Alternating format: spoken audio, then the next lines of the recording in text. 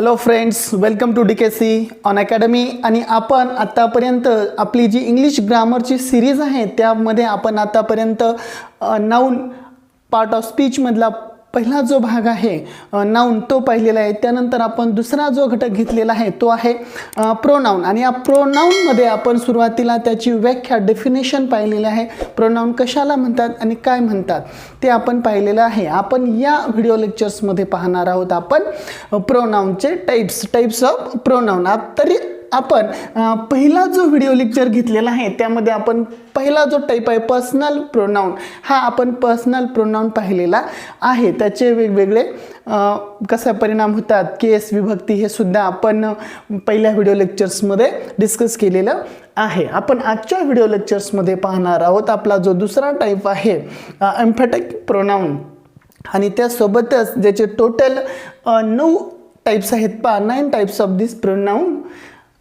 The first type personal pronoun, second emphatic pronoun, third आहे reflexive pronoun, fourth आहे demonstrative pronoun, fifth आहे distributive pronoun, and sixth indefinite pronoun, 7 आहे interrogative pronoun, 8 आहे exclamatory pronoun, and 9 आहे relative pronoun. आता हे जे 9 types of this pronoun आहे त्यातलं प्रत्येकाचं विश्लेषण आपण पाहणार आहोत. तर पहिला जो आहे पर्सनल प्रोनाउन ते आपण पाहिलेला आहे. सेकंड पाहूया आपला एम्फॅटिक प्रोनाउन.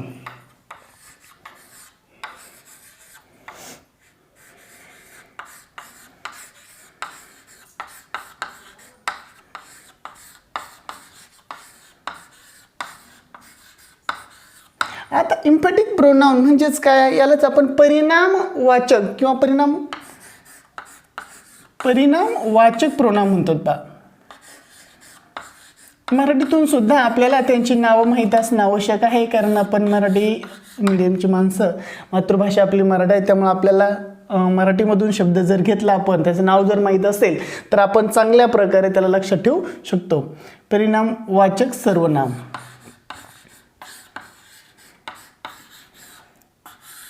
आता एम्फॅटिक प्रोनाउन म्हणजे परिणामवाचक जी सर्वनाम आहेत हे नेमकी काय आहेत आणि कशा पद्धतीने आहेत लक्षात घ्या.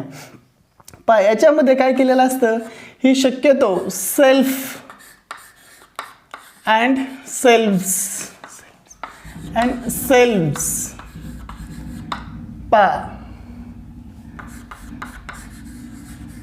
these are added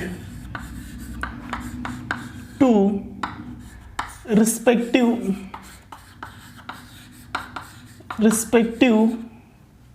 various pronoun.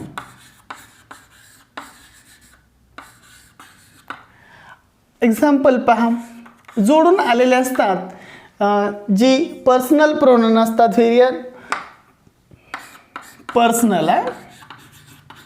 Personal pronoun हे महत्त्वाचं आहे. पर्सनल प्रोनाउनलाच ही जोडून येतात सेल्फ आणि सेल्फ या पद्धतीने. लक्षात घ्या, आपला जो आहे पहा माय, हे पर्सनल प्रोनाउन आहे, यालाच जोडून आपल्यासाठी एम्फॅटिक प्रोनाउन तयार होत असतं, माय सेल्फ. ठीक आहे, बरोबर आहे. वी हे आपलं पर्सनल प्रोनाउन आहे आणि याला जोडून आपलं तयार होणार आहे आवर सेल्व्स.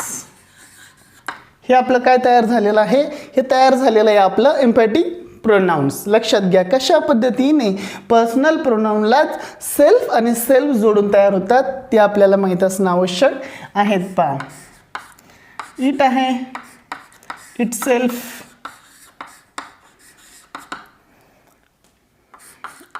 ठीक आहे. आणखीन दे आहे देमसेल्व्स.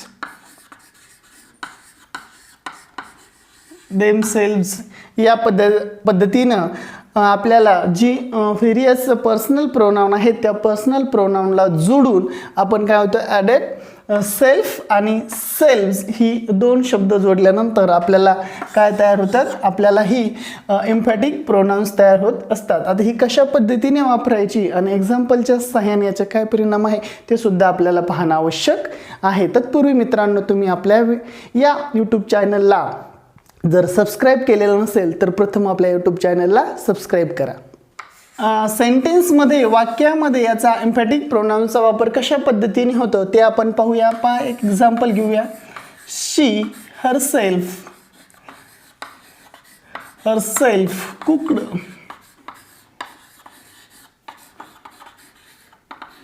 The dinner. ठीक आहे, एक्झाम्पल घेतलाय. या पद्धतीने पहा वाक्यामध्ये हरसेल्फ हे आपलं काय झालेलं आहे, एम्फॅटिक प्रोनाउन आलेलं आहे. एक लक्षात घ्या पहा, आपल्याला इम्फॅटिक प्रोनाउन्स जे आहे पहा, we can not use the emphatic pronoun in separately in sentence. Okay, लक्षात घ्या की आपण इम्फॅटिक प्रोनाउन हे कधीही स्वतंत्रपणे वाक्यामध्ये वापरू शकत नाही. दे आर युज्ड ओनली, काय होतं, ज्याचे रिस्पेक्टिव्ह नाउन आहे त्याच्यासोबतच हे हरसेल्फ वापरलं जातं. पहा लक्षात घ्या, शीचंच काय आहे, या पर्सनल प्रोनाउन्सचं काय आहे, हे रिस्पेक्टिव्ह हरसेल्फ हे इम्फॅटिक प्रोनाउन आहे. त्यामुळे आपण या शब्दासोबतच हा हरसेल्फ शब्द वापरला जातो, सेपरेटली हा वापरत नाही. We can not use separately. लक्षात घ्या, note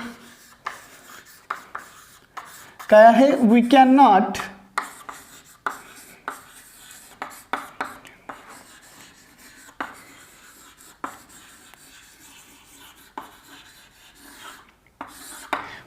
we can not use separately. आता एक्झाम्पल एक लक्षात घ्या, myself can do it. हे एक सेंटेन्स आहे, myself can do it, परंतु अशा पद्धतीने आपण म्हणू शकत नाही. हे कसं आहे, रॉंग आहे. लक्षात घ्या, हे रॉंग आहे. आपल्याला मग करेक्ट सेंटेन्स कसं करणार आपण, correct sentence, I myself can do it. ठीक आहे, हे झालं आपलं करेक्ट सेंटेन्स. हे आपलं काय होईल, करेक्ट सेंटेन्स होणार आहे. हे लक्षात घ्या, हे अत्यंत महत्त्वाचं आहे की आपण त्यांना काय करू शकतो, सेपरेटली यूज करू शकत नाही. तर ते आपल्याला अशा पद्धतीने त्याचं जे पर्सनल प्रोनाउन आहे त्यासोबतच आपल्याला ते इम्फॅटिक प्रोनाउन वापरायचं आहे, जो या इम्फॅटिक. ठीक आहे, आपला थर्ड टाईप आहे रिफ्लेक्सिव्ह प्रोनाउन. हाही अत्यंत महत्त्वाचा आहे पहा, आणि अत्यंत सोप्या पद्धतीने लक्षात ठेवायला सुद्धा आहे.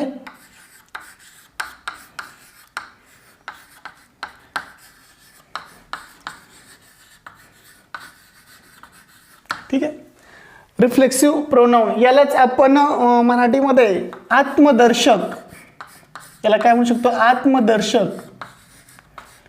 आत्मदर्शक सर्वनाम म्हणू शकतो. पहा ते नाव काय आहे मराठीतून, आत्मदर्शक सर्वनाम. ठीक आहे, यामध्ये सुद्धा सेल्फ आणि सेल्फ याचाच वापर होतो. लक्षात घ्या, सेल्फ आणि सेल्फ, पण कशा पद्धतीने आणि कोठे होतो हे लक्षात घ्या. याचा वाक्यामधलं स्थान आणि सेंटेन्सचा अर्थ अत्यंत महत्त्वाचा आहे आपल्याला या आत्मदर्शक सर्वनामासाठी, रिफ्लेक्सिव्ह सर्वनामासाठी. पहा कशा पद्धतीने लक्षात घ्या. एक्झाम्पलच्या सहाय्याने आपण प्रथम पाहूया. आशा saw herself in the mirror.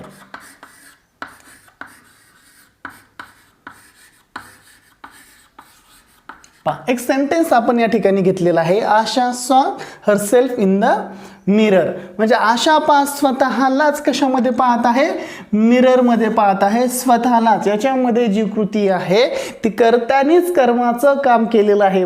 हे लक्षात घ्या, आशा ही स्वतःला आरशामध्ये पाहत आहे. यामुळे या ठिकाणी हरसेल्फ आपला काय झालेला आहे, रिफ्लेक्सिव्ह प्रोनाउन झालेला आहे, आत्मदर्शक सर्वनाम आपलं झालेलं आहे. हे इम्फॅटिक प्रोनाउन या ठिकाणी नाही, हे आपल्याला लक्षात घ्या. त्यामुळे आपल्याला हे सर्वात महत्त्वाचं माहीत असणं आवश्यक आहे की when action done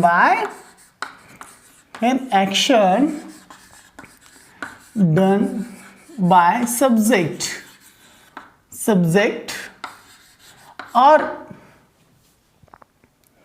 or action effect on subject पहा, जेव्हा ती कृती कर्त्याकडून सब्जेक्ट करूनच केली जाते आणि त्याचा परिणाम सुद्धा इफेक्ट सुद्धा कशावर असतो, सब्जेक्टवरच असतो. म्हणजे दोन्ही वेळेस पहा, करता हाच कर्माचेही काम करत असेल त्यावेळेस आपल्याला काय असतो, हा आत्मदर्शक म्हणजे हर सेल्फ रिफ्लेक्सिव्ह प्रोनाउन हा शब्द असतो. पाणी तर आपण सेल्फ आणि सेल्फ जोडलं की लगेच इम्फेटिक परिणामवाचक किंवा परिणामकारक सर्वनाम असं त्याला असणार नाही. लक्षात घ्या. एक्झाम्पल पुन्हा एकदा तुम्ही हे एक्झाम्पल लक्षात घ्या. आशा सॉ हर सेल्फ, आशा स्वतःलाच इन द मिरर, आरशामध्ये पाहते. अशा पद्धतीने थोडासा या दोन्हीमध्ये जो फरक आहे तो आपण फरक या ठिकाणी समजून घेणं अत्यंत आवश्यक आहे. पाहूया आपण आता आपला जो फोर्थ आहे डेमॉन्स्ट्रेटिव्ह तोच प्रकार पाहूया. चौथा प्रकार आहे, फोर्थ टाईप आहे, पहा लक्षात घ्या. तो काय आहे, डेमॉन्स्ट्रेटिव्ह.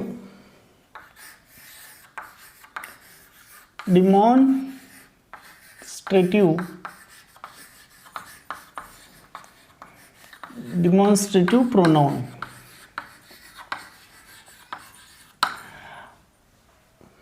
डेमॉन्स्ट्रेटिव्ह प्रोनाउन म्हणजे काय, दर्शक दाखवणे. दर्शक सर्वनाम, याला आपण दर्शक सर्वनाम असं सुद्धा म्हणू शकतो. दर्शक सर्वनाम मराठीमध्ये तुम्हाला लगेच लक्षात आलं असेल. दाखवल्यानंतर कशा पद्धतीने आहे दर्शक. एक्झाम्पलच्या साहाय्याने आपण लगेच समजून घेऊया. एक्झाम्पल पाहिलं की आपल्याला लगेच लक्षात येईल. This is a good book. This is a good book. ठीक आहे. Example, this is a good book. आणि त्यानंतर ठीक आहे, आणखीन घेऊ आपण.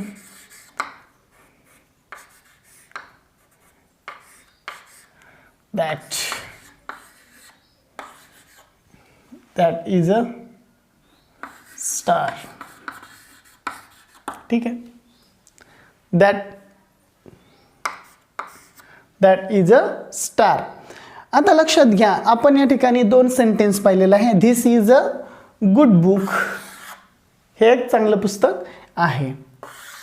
दॅट इज अ स्टार, तो काय आहे, स्टार आहे, तार आहे. अशा पद्धतीने धिस आणि दॅट केव्हा वापरायचं आहे ते आपण सेपरेट व्हिडिओमध्ये सुद्धा पाहणार आहोत. परंतु तत्पूर्वी जवळ जर असेल तर आपण त्याला धिस वापरतो आणि लांब अंतरावरती वस्तू असेल तर त्याला आपण काय वापरतो, दॅट वापरतो. अशा पद्धतीने पहा. ओनली डिमॉन्स्ट्रेटिव्ह जे हे असतात, लक्षात घ्या, डिमॉन्स्ट्रेटिव्ह प्रोनाउन हे काय करतात, फक्त पॉइंट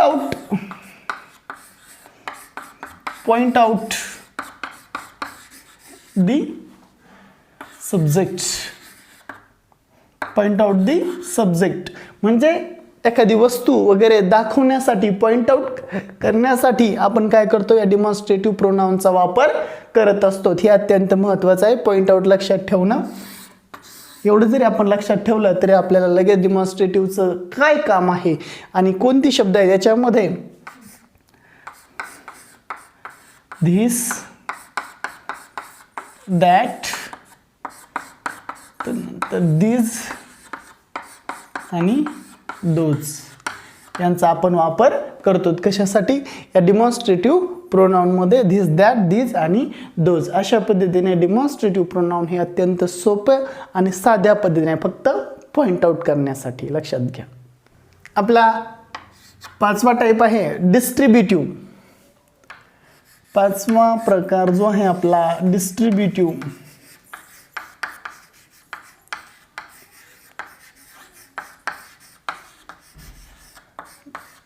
प्रोनाउन. डिस्ट्रीब्युटिव्ह प्रोनाउन लक्षात घ्या. आता डिस्ट्रीब्युटिव्ह प्रोनाउन मध्ये काय, डिस्ट्रीब्युशन म्हणजेच काय, विभाजन. काय करायचं आपल्याला, विभाजन, विभाजक सर्वनाम. याला काय म्हणतात, विभाजक सर्वनाम. म्हणजे आपल्याला वेगळे पण दाखवायचं आहे. अनेक पर्सन असेल, अनेक व्यक्तीमधील एक असेल, दोन असेल, इंडिकेट करायचे तर आपल्याला एक किंवा दोन पर्सनली इंडिकेट जे आपण करतो त्यामध्ये काय होतं, डिस्ट्रीब्युटिव्ह प्रोनाउन असतात. लक्षात घ्या. आपण एक्झाम्पल पाहूया एक अर्धं, त्यावरून आपल्याला लगेच लक्षात येईल की कशा पद्धतीने पाहता. each of you is right. ठीक आहे. एक सेंटेन्स पहा. neither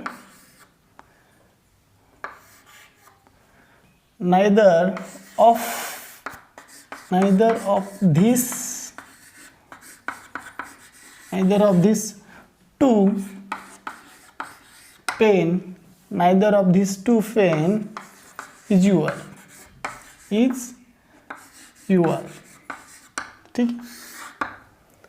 अशा पद्धतीने लक्षात घ्या. इच यू फक्त कोण, इच यू फक्त तू कसं आहे, बरोबर आहे. अशा पद्धतीनं आपण फक्त एक काय केलेलं आहे, विभाजन केलेलं आहे. आणि neither of this two pen, कोणते, हे दोन पेन जे आपण दाखवलेले आहेत. ब्ल्यू पेन म्हणा, कलर्स टाकले तरी आपण उत्तम होईल, काय हरकत नाही.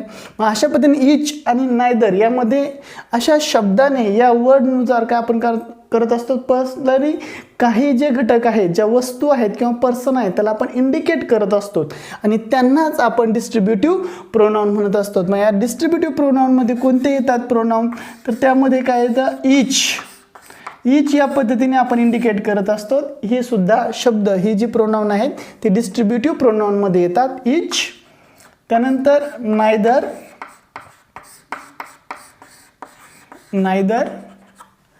त्यानंतर आपल्याला इथं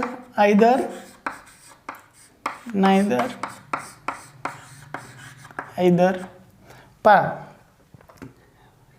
अशा पद्धतीने ही जी प्रोनाउन आहेत ही आपल्याला, ही प्रोनाउन डिस्ट्रीब्युटिव्ह प्रोनाउन म्हणून वापरतात, विभाजक सर्वनाम म्हणून आपण एक्झाम्पलच्या सहाय्याने कशा पद्धतीने वापरतात.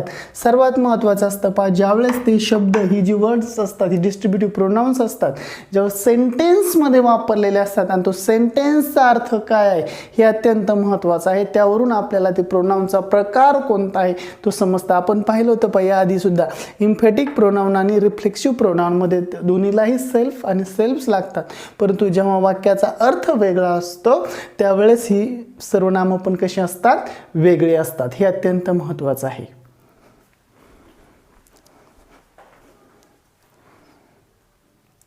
पण आता आपला सहावा जो प्रकार आहे, इनडेफिनाइट प्रोनाउन.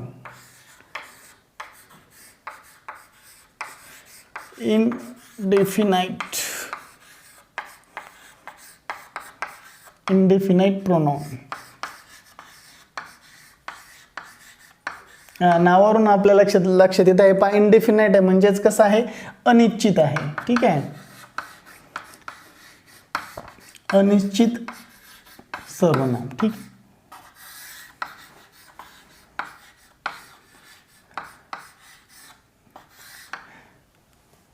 इनडेफिनिट आहे, अनिश्चित आहे, म्हणजे निश्चित असं कोणत्याही वस्तूला, पर्सनला किंवा थिंगला तो इंडिकेट, डिनोट करत नाही. पहा, इन जनरल वे म्हणजे लक्षात घ्या, इंडिकेट्स किंवा डिनोट म्हणा, denoted in general way.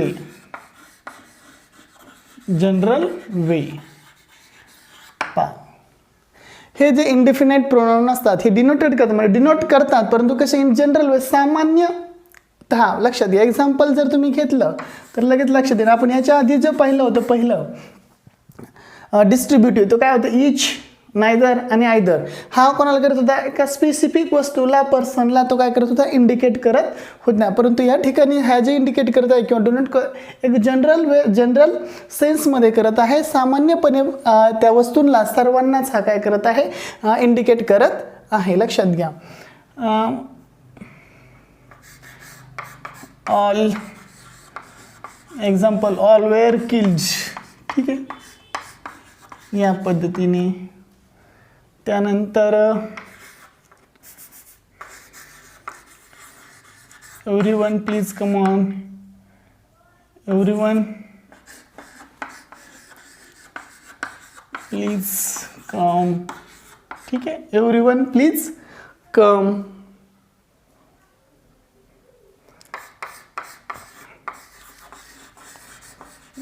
Nobody come here. Nobody come here. अशा पद्धतीने लक्षात घ्या. ऑल सर्व आहे, एव्हरीवन सर्व आहे, नोबडी म्हणजे कोणीही नाही. अशा पद्धतीने काय झालेलं आहे, ही जी इंडिफिनिट आहेत ही अनिश्चित आहेत, पर्सनली व्यक्तिगत अशा कोणालाही नाही पा.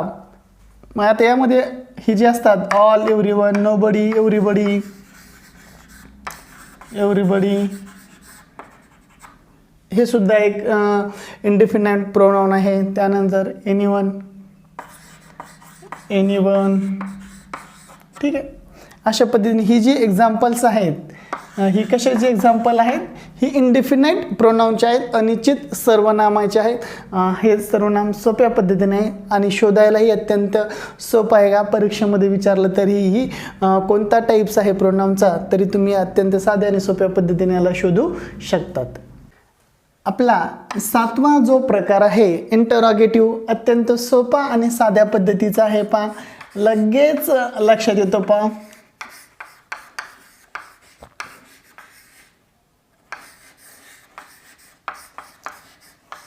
इंटरॉगेटिव्ह प्रोनाउन नावातच आहे प्रश्नार्थक. प्रश्नार्थक सर्वनाम.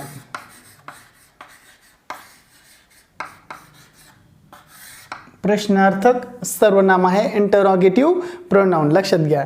Asked question words, ask question,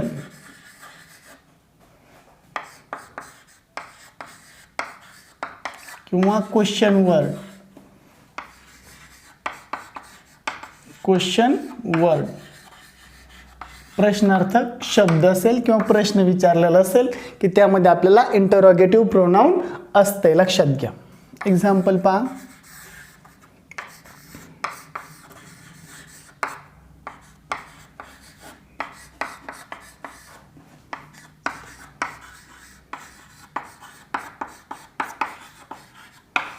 प्रश्नचिन्ह आहे, प्रश्न आहे, म्हणजे या ठिकाणी व्हॉट काय आहे, इंटरॉगेटिव्ह प्रोनाउन आहे. आणखीन एखादं उदाहरण पाहूया.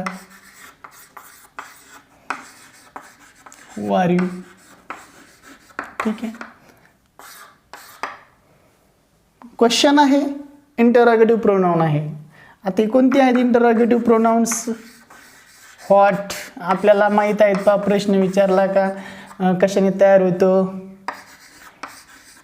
which, whose, etc. ठीक आहे, इत्यादी अशा पद्धतीने आहेत आपल्याला. आणि प्रश्न असेल की त्यामध्ये लगेच इंटरॉगेटिव्ह प्रोनाउन असतं. हे सोपं आहे शोधायला. परीक्षेमध्ये सर्वात सोपं आणि साध्या पद्धतीने पाय, काहीच अडचण नाही. प्रश्नचिन्ह सापडलं की आपल्याला लगेच लक्षात येणार आहे की या सेंटेन्समध्ये आपल्याला काय इंटरॉगेटिव्ह प्रोनाउन मिळालेला आहे. आता लक्षात घ्या, इंटरॉगेटिव्ह प्रोनाउन आणि दुसरं जे आहे प्रोनाउन त्यामध्ये सुद्धा थोडासा फरक असतो.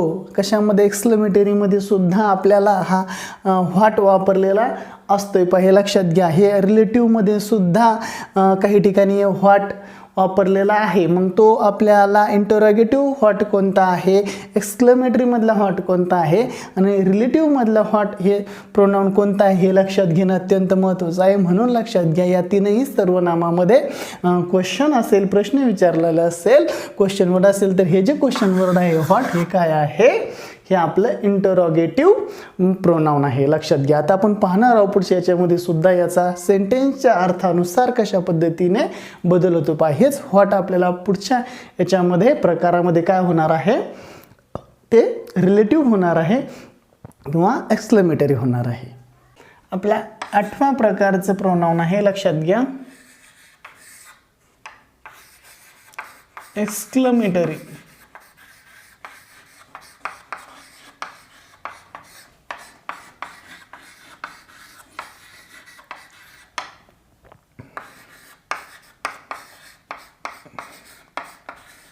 उद्गारार्थी किंवा उद्गारार्थी सर्वनाम किंवा उद्गारवाचक म्हणा, उद्गारार्थक म्हणा, काय हरकत नाही. आता हे जे आहे पा एक्सक्लेमेटरी, याच्यामध्ये काय असतं, एक्सक्लेमेशन असतं पा. एक्सक्लेमेशन म्हणजे उद्गार असतात पा, एक्सक्लेमेशन असते, हे लक्षात घ्या. याच्यामध्ये काय असतात, उद्गार असतात. हे अत्यंत महत्वाचं आहे, हे लक्षात घ्या. एक्झाम्पल मध्ये पहा, याच्यामध्ये एकच आहे व्हॉट, अत्यंत महत्वाचं आहे. आता व्हॉट आपण आधी इंटरोगेटिव्ह मध्ये सुद्धा पाहिलेला आहे, यामध्ये सुद्धा काय बदलले तेवढं लक्षात घ्या पहा. व्हॉट,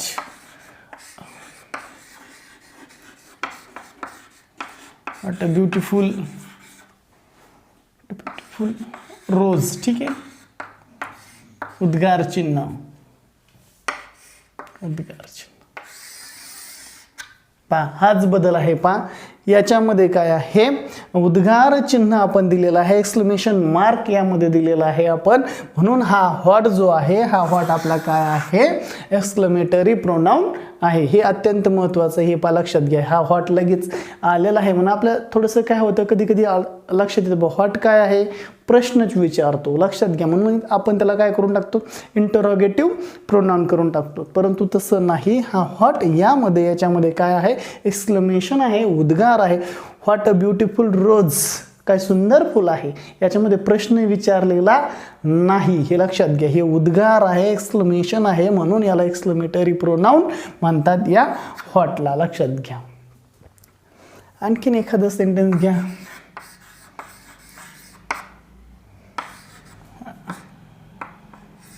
व्हॉट अ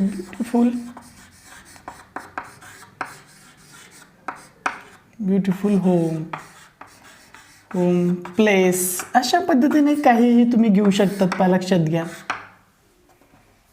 ठीक आहे, हा व्हॉट काय आहे आपला, एक्सक्लेमेटरी प्रोनाउन आहे, हे लक्षात घ्या.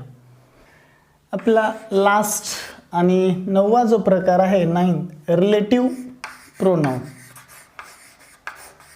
नावामध्येच लक्षात आहे, रिलेटिव्ह, रिलेशन, रिलेटिव्ह प्रोनाउन म्हणजेच संबंधी, संबंध दर्शवला असतो पहा याच्यामध्ये, संबंधी सर्वनाम.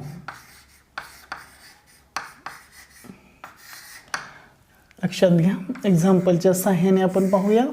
एक्झाम्पल जर आपण या ठिकाणी पाहिलं तर the girl lost the book, lost the book घ्या, येईल पहा, lost the book.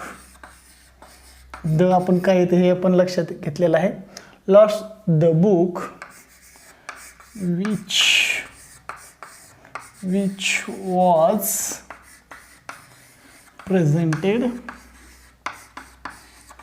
which was presented by Ashok.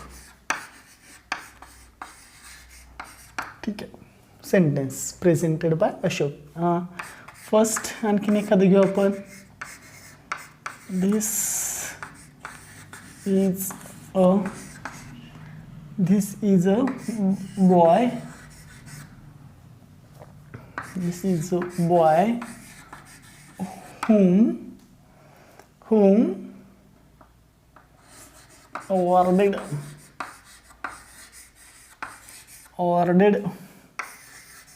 by Prime Minister,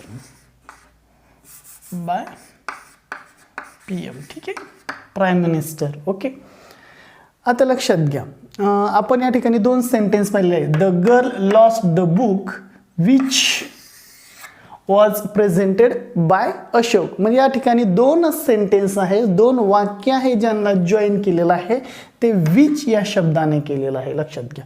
दुसरा आहे this is a boy whom awarded by PM. या ठिकाणी सुद्धा 2 सेंटेन्स आहेत, जे 2 सेंटेन्स whom या शब्दाने जोडलेले आहेत. म्हणजे यामध्ये आपल्याला काय केलेलं असतं, जॉईन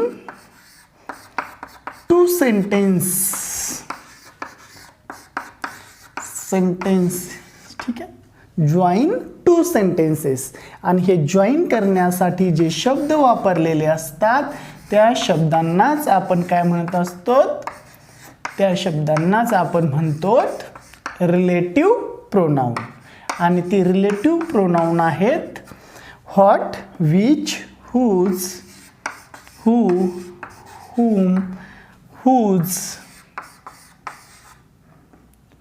who झालंय, ठीक आहे. त्यानंतर दॅट अशा पद्धतीने ही काय आहेत, रिलेटिव्ह प्रोनाउन आहेत. फक्त जॉईन टू सेंटेन्स असेल तर काहीच हरकत नाही. आपल्याला या ठिकाणी सुद्धा व्हॉट आलेला आहे आणि हा व्हॉट आपल्याला इंटरोगेटिव्ह, एक्सक्लेमेटरी आणि रिलेटिव्ह या तीनही सर्वनामामध्ये प्रोनाउनमध्ये आपण वापरलेला आहे. तत्पूर्वी मित्रांनो आपण या ठिकाणी आजच्या व्हिडिओ लेक्चर्समध्ये पाहिलेले आहेत emphatic pronoun, reflexive, demonstrative, distributive, indefinite, interrogative, exclamatory आणि रिलेटिव्ह ही जी 9 आहेत ती पाहिलेलं आहे. पर्सनल जो प्रोनाउन आहे ते आपण सुरुवातीच्याच व्हिडिओ लेक्चर्समध्ये पाहिलेला आहे. अशा पद्धतीने कोणत्याही परीक्षेमध्ये साधारणतः कधी कधी यावरती प्रश्न विचारत नाही, परंतु डीफमध्ये जेव्हा एखाद्या वेगवेगळ्या कॉम्पिटिटिव्ह एक्झाम असतात त्यामध्ये तुम्हाला प्रोनाउनचा टाईप्स विचारला असेल, इंडिकेट केलेलं असेल की फॉलोइंग सेंटेन्समध्ये कोणत्या प्रकारचं प्रोनाउन वापरलेलं आहे, त्यावेळेस तुम्हाला ही सर्व प्रोनाउन्सची टाईप्स माहीत असणं आवश्यक आहे. ठीक आहे, पाहूया आपण आता पुढच्या व्हिडिओ लेक्चर्समध्ये आपला पार्ट ऑफ स्पीचमधला पुढचा घटक.